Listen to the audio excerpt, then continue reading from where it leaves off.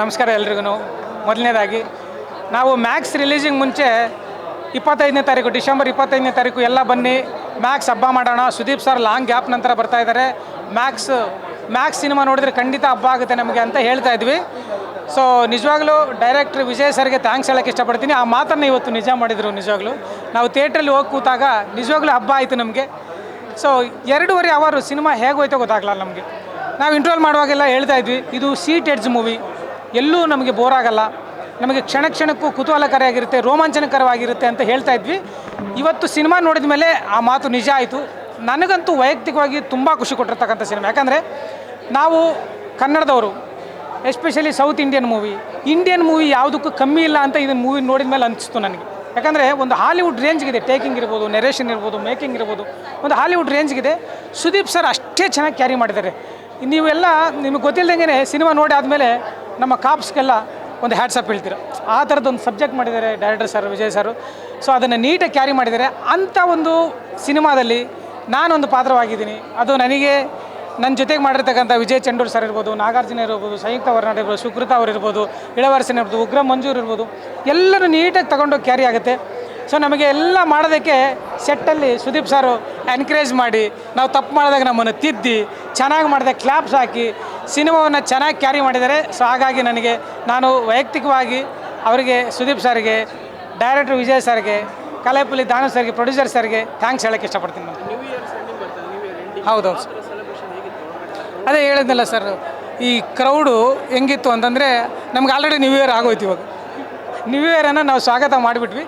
So ಇದು new year ಎಂಡ್ಗೆ ಒಂದು ಒಳ್ಳೆ ಕೊಡುಗೆ, ಆಮೇಲೆ ಹೊಸ ವರ್ಷದ ಓಪನಿಂಗಿಗೆ ಒಂದು ಒಳ್ಳೆ ವೆಲ್ಕಮು ಮ್ಯಾಕ್ಸ್. ಸೊ ಹಾಗಾಗಿ ಮಿಸ್ ಮಾಡ್ಕೊಳ್ಳದೆ ಮ್ಯಾಕ್ಸನ್ನು ನೋಡಿ. 100% ಎಂಟರ್ಟೈನಿಂಗ್ ಆಗಿದೆ. ಆ್ಯಕ್ಷನ್ಸ್ ಜೊತೆಗೆ ನಿಮಗೆ ಒಂದು ಲಾಸ್ಟಲ್ಲಿ ಅಷ್ಟೇ ಒಂದು ಎಮೋಷ್ನಲ್ ಟಚ್ ಆಗುತ್ತೆ.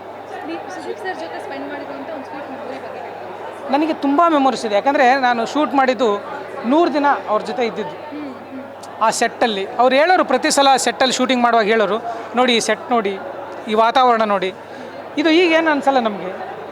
ನಾವು ಇಲ್ಲಿಂದ ಹೋಗ್ತೀವಲ್ಲ, ಶೂಟಿಂಗ್ ಎಲ್ಲ ಮುಗಿಯುತ್ತಲ್ಲ, ಅವಾಗ ಇದನ್ನು ಮಿಸ್ ಮಾಡ್ಕೊತಾ ಇದ್ದೀವಿ ಅನಿಸುತ್ತೆ ಅಂತ ಹೇಳೋರು. ಅವಾಗ ನಮಗೆ ಅವಾಗ ಏನೂ ಅನಿಸಿರಲಿಲ್ಲ ನಿಜವಾಗ್ಲೂ.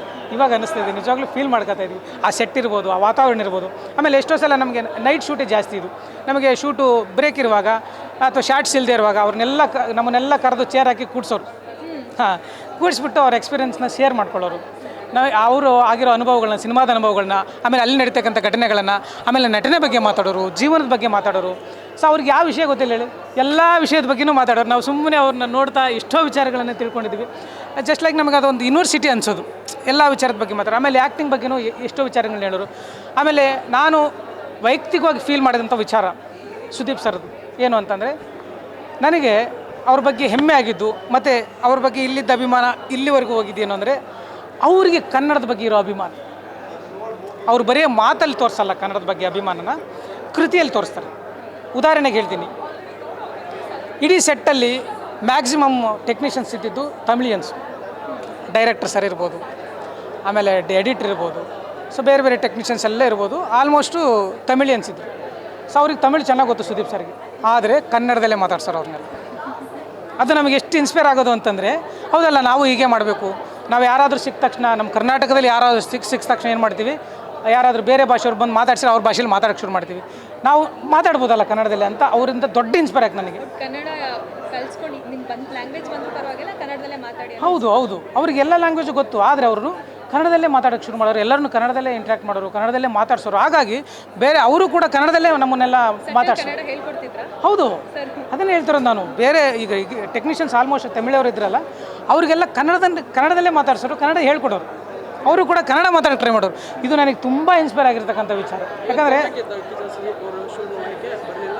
ಸರ್ ಅದು ಬಂದರೆ ಜನ ಎಲ್ಲ ಗೊತ್ತಲ್ಲ ಸರ್, ತಡ್ಕೊಳಕ್ಕಾಗತ್ತಾ? ಒಂದು ಹಬ್ಬ ಹೋಗಿ ಜಾತ್ರೆ ಆಗಿ ಇನ್ನೂ ಏನೇನೋ ಆಗಿಬಿಡುತ್ತೆ ಅದು. ಸೊ ಹಾಗಾಗಿ ಅವ್ರು ಬರ್ತಾರೆ, ಸಿನಿಮಾ ನೋಡಿದ್ದಾರೆ, ಅವರು ಸಿನಿಮಾ ನೋಡ್ತಾರೆ, ಎಲ್ಲ ಅಭಿಮಾನಿಗಳ ಜೊತೆ ಸಿನಿಮಾ ನೋಡ್ತಾರೆ.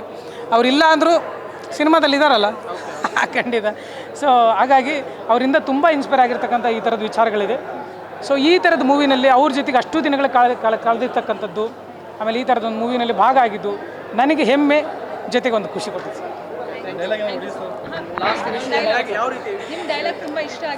ಹೌದು, ಎಲ್ಲರೂ ಇಷ್ಟಪಡ್ತಾ ಇದ್ದಾರೆ ಒಂದು ಡೈಲಾಗನ್ನು. ಅವರು ಅದು ಒಂದು ಎಮೋಷ್ನಲ್ ಡೈಲಾಗ್ ಆ್ಯಕ್ಚುಲಿ.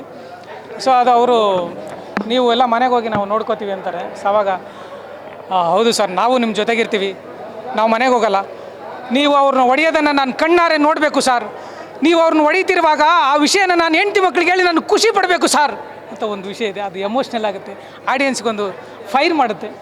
ಸೊ ಅದು ತುಂಬ ಖುಷಿ ಕೊಟ್ಟಿರ್ತಕ್ಕಂಥ ವಿಚಾರ. ಸಿನಿಮಾವನ್ನು ನೋಡಿ, ಇದು ಬರೀ ನನ್ನ ಡೈಲಾಗ್ ಅಷ್ಟೇ, ಈ ಥರದ್ದು ಸಿನಿಮಾದಲ್ಲಿ ಸುದೀಪ್ ಸರ್ದು ಎಷ್ಟಿದೆ ಅಂತಂದರೆ ನಿಜವಾಗ್ಲೂ ಅದು ನಿಮ್ಗೆ ಹೇಳಿದರೆ ಉತ್ಪ್ರೇಕ್ಷೆ ಅನಿಸ್ಬೋದು. ಉತ್ಪ್ರೇಕ್ಷೆ ಏನೂ ಇಲ್ಲ ಸಿನಿಮಾದಲ್ಲೂ. ಪ್ರತಿ 5 ನಿಮಿಷಕ್ಕೆ 10 ನಿಮಿಷಕ್ಕೆ ನಿಮಗೆ ರೋಮಾಂಚನ ಆಗ್ತಕ್ಕಂಥ ಸನ್ನಿವೇಶಗಳಿದೆ. ಸೊ ಆ್ಯಕ್ಷನ್ಸ್ ಪೋರ್ಷನ್ಸ್ ಅದು ಇದು ಬೇಕಿತ್ತಾ ಅಂತ ಅನಿಸುತ್ತೆ ನಿಮಗೆ. ಅಲ್ಲ, ಬೇಕಿತ್ತಾ ಅಂತ ಎಲ್ಲೂ ಅನಿಸಲ್ಲ, ಎಲ್ಲೂ ಕೂಡ ಇದು ಬೇಕಿತ್ತಾ ಅಂತ ಎಲ್ಲೂ ಅನಿಸಲ್ಲ. ಸೀಟ್ ಎಡ್ಜಿಗೆ ನಿಮಗೆ ಗೊತ್ತಿಲ್ಲದಂಗೆ ಸೀಟ್ ಎಡ್ಜಿಗೆ ಬಂದುಬಿಟ್ಟು ಕೂತ್ಕೊಂಡ್ಬಿಡ್ತೀರಾ. ಇಡೀ ಸಿನಿಮಾವನ್ನು ನಿಮಗೆ ಗೊತ್ತಿಲ್ಲದೇ ಎಂಜಾಯ್ ಮಾಡ್ತೀರಾ. ಇಷ್ಟು ಬೇಗ ಸಿನಿಮಾ ಮುಗಿದೋಯ್ತಾ ಅನಿಸುತ್ತೆ. ಲಾಸ್ಟ್ ಎಮೋಷ್ನಲಿ ಟಚ್ ಆಗ್ತಾರೆ. ಕಾರಣ ಏನಂತಂದರೆ ಪ್ರಸ್ತುತ ದಿನಮಾನಗಳಲ್ಲಿ ಏನು ನಡೀತಾ ಇದೆ ಸಮಾಜದಲ್ಲಿ ಅನ್ನೋದನ್ನು ಇಟ್ಕೊಂಡು ಡೈರೆಕ್ಟ್ರು ಭಾಳ ಚೆನ್ನಾಗಿ ಎಕ್ಸ್ಪ್ಲೇನ್ ಮಾಡಿದ್ದಾರೆ. ಈ ಸಿನಿಮಾವನ್ನು ನೋಡಿದ ಮೇಲೆ ನಿಮ್ಗೆ ಗೊತ್ತಿಲ್ಲದಂಗೆ ಪೊಲೀಸರಿಗೆ ಒಂದು ಹ್ಯಾಟ್ಸಪ್ ಹೇಳ್ತೀರು.